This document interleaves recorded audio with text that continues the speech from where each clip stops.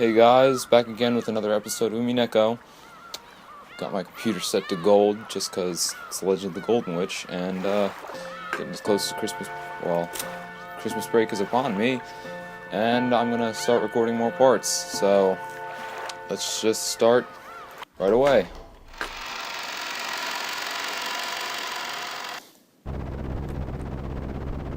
The boat gave a big shudder. Seems we've docked at the harbor. The boat driver came out and jumped to the pier with the mooring rope.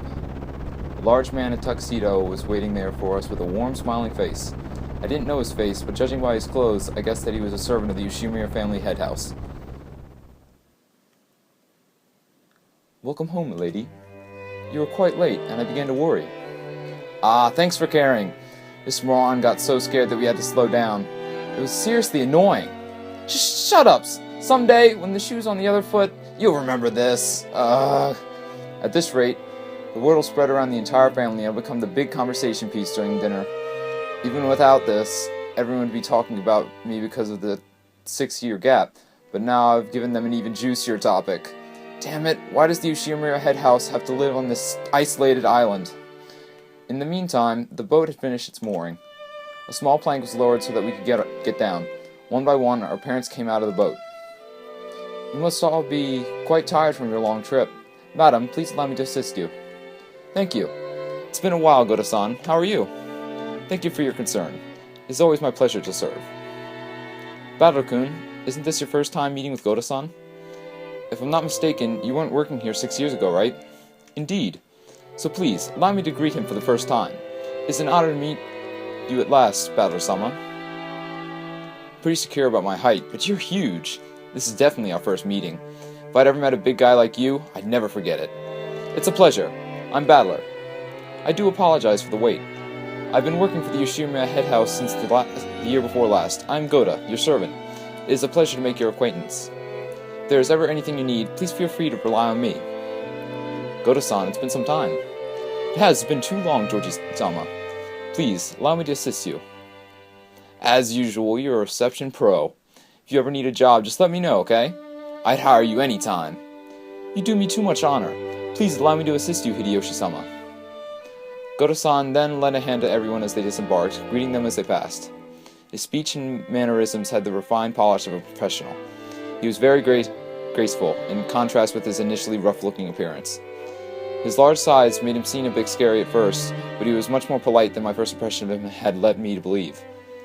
He claimed to have served on this island for 2 years, but he had doubtless worked at a similar job somewhere before.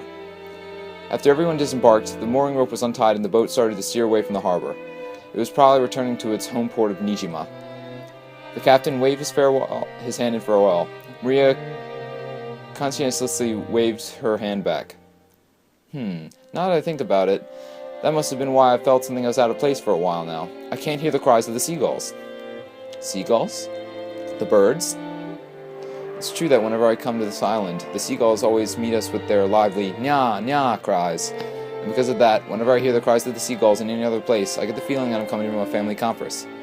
Except for the small part of the island where those of the Ushiromiya head house live, where Kenjima had been left uncultivated, apparently transforming into a paradise for wild birds.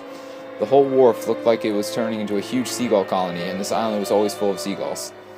Since those seagulls didn't come to greet us, I felt a bit lonely. "What's wrong, Battle-kun?" "Oh, Rosa-oba-san. Nah, it's nothing really. I was just saying that since I can't hear the seagulls, it feels a bit lonely." "My, now that you say so, it's true. Even though they're always so lively, today there isn't one to be seen." Ooh? Why no seagulls? Maybe it's because the seagulls are having a gathering somewhere too. Maria, did you want to see the seagulls?" Ooh, wanted to. "What happened for them to all disappear? Maybe Jessica made all of them into yakitori and ate them." Ooh! "The hell, don't say such disturbing stuff like that. You'll get Maria all confused." Ooh! Jessica and Nei-chan made them into yakitori! Made them into yakitori! Ooh!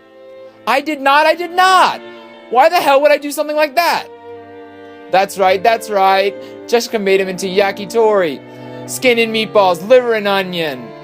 Swimming meat dolls! Liver and onion! Ooh! Ah! Ha!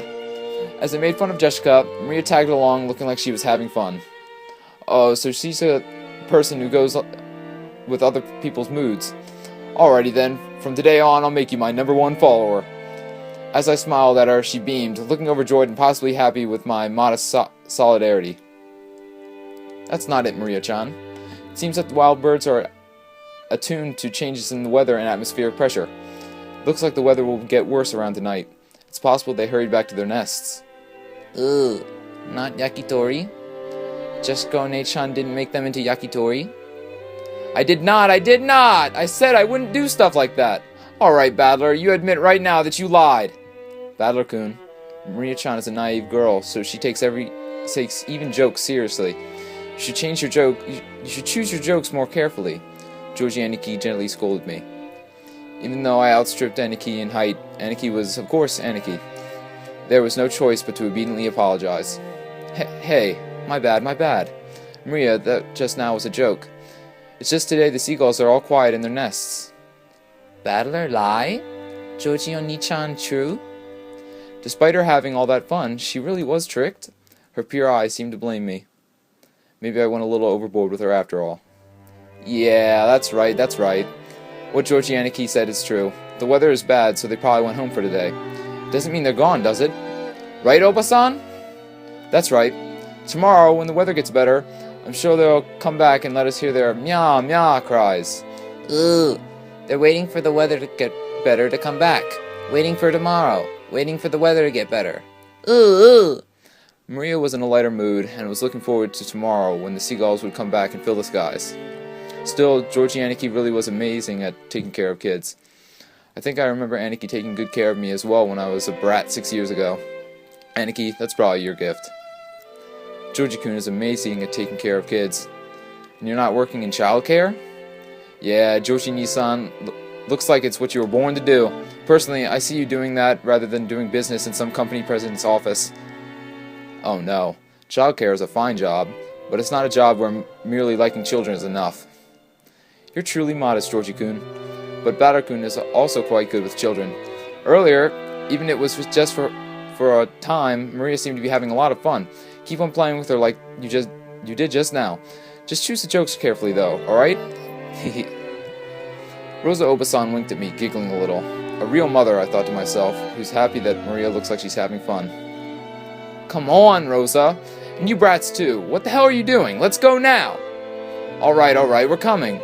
The old bastard was waving his hands at us for us to hurry up. But yeah, we need to get moving. It's not like it'd be too late to have the same discussion after we got our luggage in our rooms. Now then, everyone, I shall lead you towards the guest house where you'll be staying. Please, this way. Goto-san called to everyone and started leading us. Kumasawa-san brought up the rear.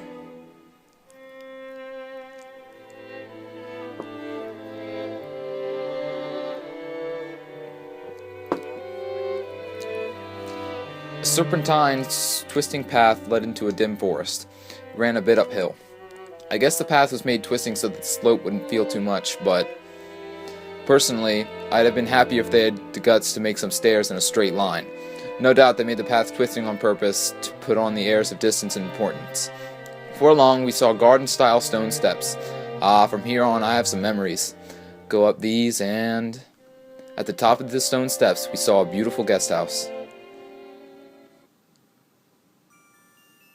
Really good song.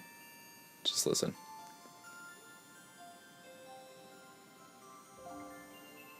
This is one of those moments I'm just going to stay quiet for about the duration of the song.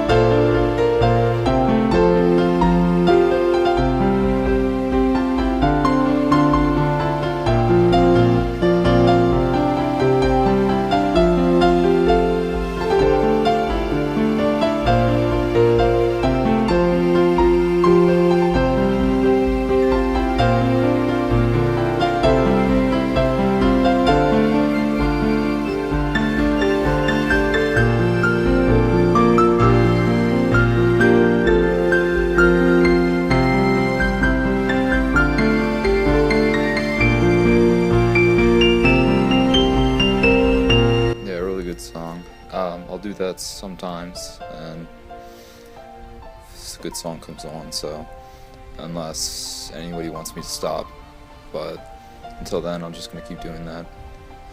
So its facade was of course lovely, but even more so, we couldn't enter its doors without having our hearts stolen away by the splendor of that beautiful rose garden that spread before it. Ah! It's as beautiful as ever this year, a real delight for the eyes. After climbing the stone steps, the people welcomed in by the rose garden gave voice to their impressions one by one. Aren't the flowers less lively this year?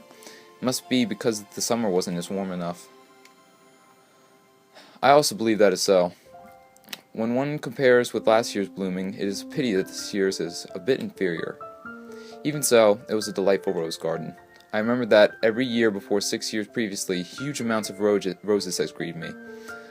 This rose garden was the first thing that greeted the people who came to Rokkenshima. Even our parents, who came every year, couldn't help but let their wonder slip out. And moreover, it looked like a powered-up version of the garden from 6 years ago that was in my memories. This place is always so amazing. It must be wonderful to have a rose garden like this in your own home. Give it up. Who do you think would take care of it? Roses are a real pain with bugs and diseases to worry about. Well, from what I'd heard, Kirie-ne-san takes care of her rose every day and makes sure no one gets anyone near it, right? Huh? What are you talking about? That's right. Though in this person's case, the rose goes after the insects like some nasty carnivorous plant. Oh, so that's what you mean. Come on, Rosa, can't you give that a rest for just today? I've put that sort of thing completely behind me. I wonder. After all, you are a womanizer on almost genetic level. No need to worry, Rosa-san. When a rose gives you too much trouble, it's best always to snip it at the root. Oh ho ho ho ho, such frightening talk this is. Guys who are popular with the ladies are always forced to live dangerously. I sure hope I turn out a bit prettier in my next life. Hideyoshi-Nisan, as I keep telling you, it isn't like that at all. And Kirie, stop it, you're freaking me out. Hadn't my rose withered already? Hey, Maria-chan, look over here. These roses are especially magnificent. Roses are magnificent. Ooh! Smells pretty sweet. Look, this matches my elegance perfectly. Hey, cut it out. Maria's gonna imitate you and get hurt by the thorns. She yelled at me as I leaned in to smell the rose scent with an exaggerated gesture. I thought she was overreacting, but when I turned around, I saw Maria imitating my every gesture and Georgie Aniki smiling broadly at us. Hey now, Maria-chan, be careful. Rose thorns can hurt. Ooh? Joji Oni-san, or Oni-chan, only this rose is strange. Ooh. Strange? What's wrong? Maria pointed to one rose. I immediately understood why she found it odd. In the midst of all these magnificent roses, just one single rose was withering. There wasn't any particular reason. Some roses flourished, and others wither. That's all there was to it, but Maria seemed very concerned about the one unhealthy one in this group. It must have made her feel lonely.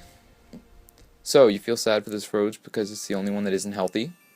Ooh, the others are all healthy, but this one's sad. Well, you could always get a few that wither. I'll bet the only reason that one withered is because it bloomed earlier than all the other roses. Yeah, that's right.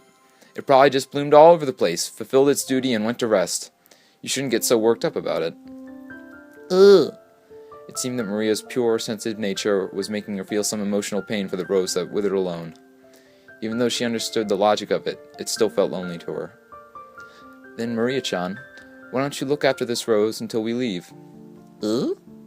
Georgie Aniki straightened up and felt around in his pocket. He then took out the wrapping from the candy Maria had eaten on the plane. He twisted it into a thin string and gently tied it to the rose as a sort of marker. Hey, that's pretty cute. Let's mark it with this. Later on, you can come and give it some water. I'm sure Mr. Rose will be happy. Ooh! Come to give it water! I think you should give Mr. Rose here a name. I'm sure that'll make it happy, and you'll get to know it a bit better. Name? Name. Ooh. Though she still wore her usual sullen face, Maria crossed her arms and began to consider this intently. At the very least, she appeared to have been completely pulled out of her slump. Nice going, Aniki. Georgie Nisan has always been really understanding. Can't help but respect him. Yeah, I guess he was just born that way. We've got to start picking up tips. Was this garden just as magnificent when you all were kids? From the time I left the house onwards, it started to really become something. Before that, the garden was simpler, but I'm still attracted to that one, though. Attached to that one. Nissan fiddled with it too much, with his slightly bad taste. It was better the way it was before. Ava, you've got to think positive. Regardless of how it once looked, its beauty now is something to be admired. You'll be able to relax a lot better if you look at it that way. I didn't mean it like that. I was just saying that I wanted you to see this garden the way it was before. Now then, everyone, if you please. I shall be guiding you to the rooms now. Goto-san called to everyone to ask if we were ready, but our hearts had been completely stolen away by the rose garden after a year of absence, and we didn't lend him an ear. Since we were in a travel group, it wasn't like we had a strict schedule to follow. Besides, since our parents were visiting their old home full of nostalgia, it wasn't like they had to let themselves be urged on by anyone or anything. Understanding the situation, Goto-san continued to wait, smiling widely, until our parents got tired of the roses and told him to guide us to other rooms.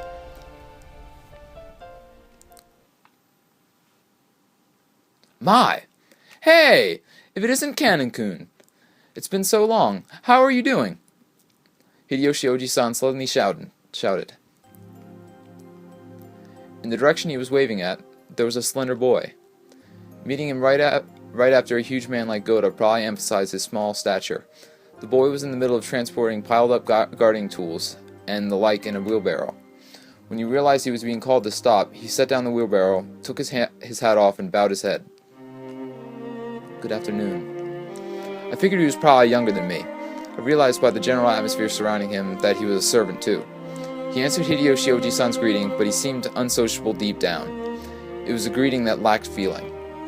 When Goto-san noticed that our interests had shifted towards him, he went to the boy's side and introduced him to us.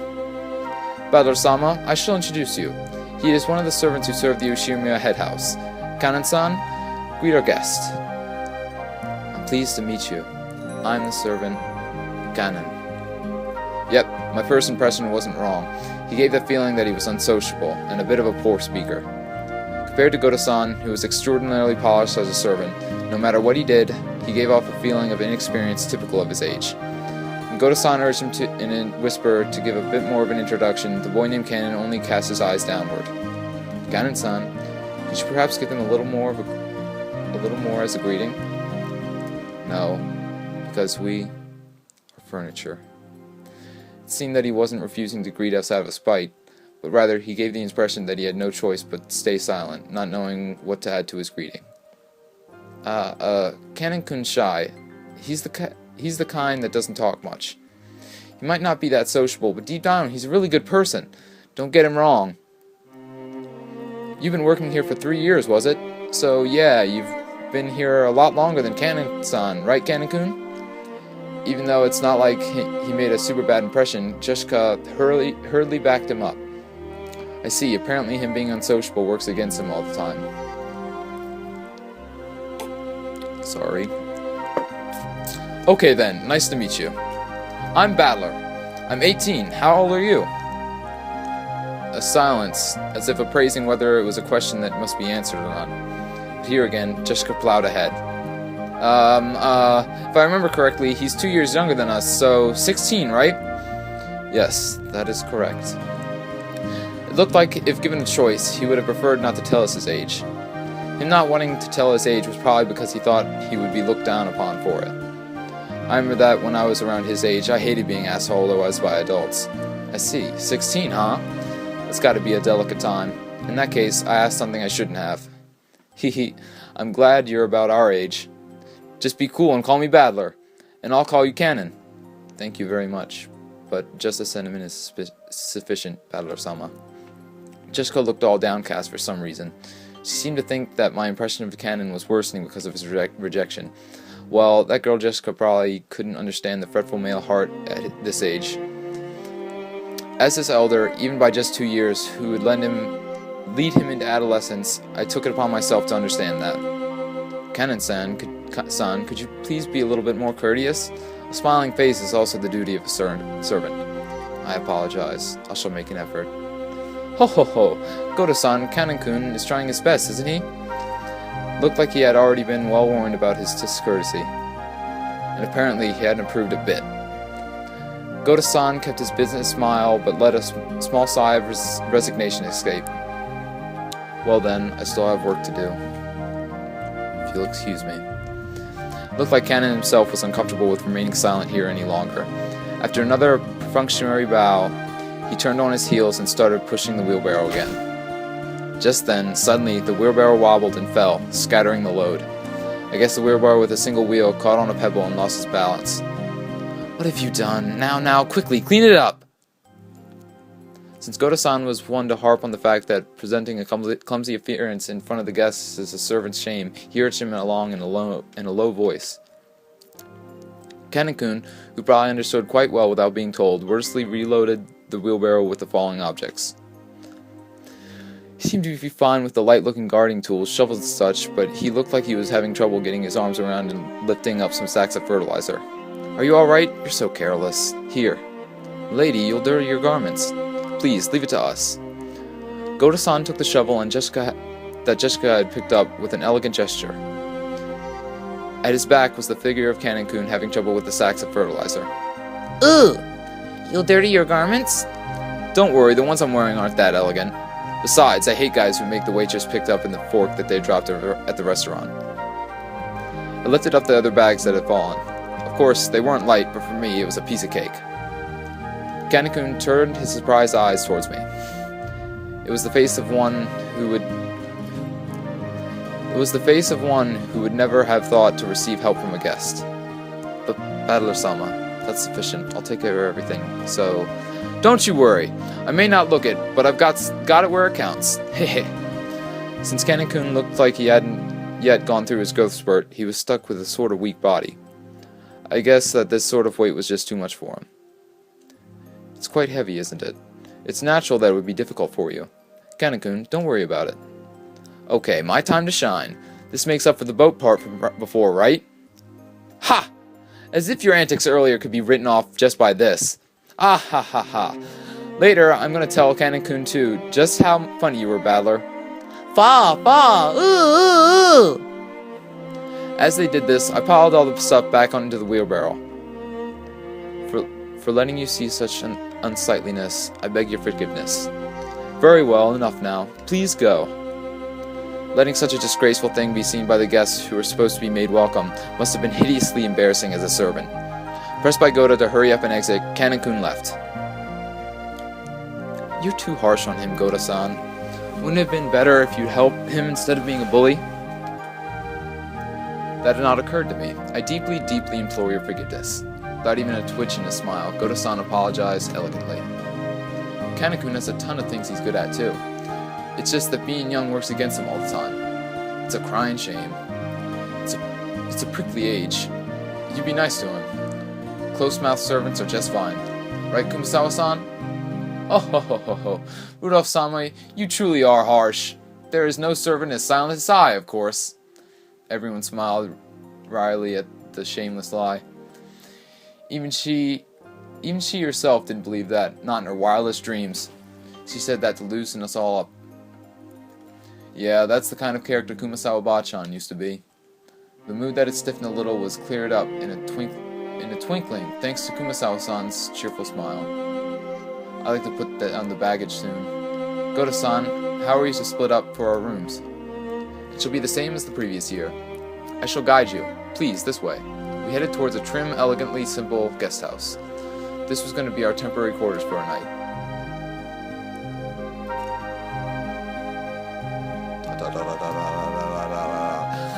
Kanen watched over a hedge as the guests all entered the guest house. Then he let his eyes fall on those heavy sacks of fertilizer piled up in the wheelbarrow. In his mind, he kept going over his previous mistake. Battler, big and strong, picked up the sacks in front of him, the sacks he couldn't lift himself, as if they were feathers. It was extremely difficult for an outside observer to guess what emotions that favor had stirred up in Kanen.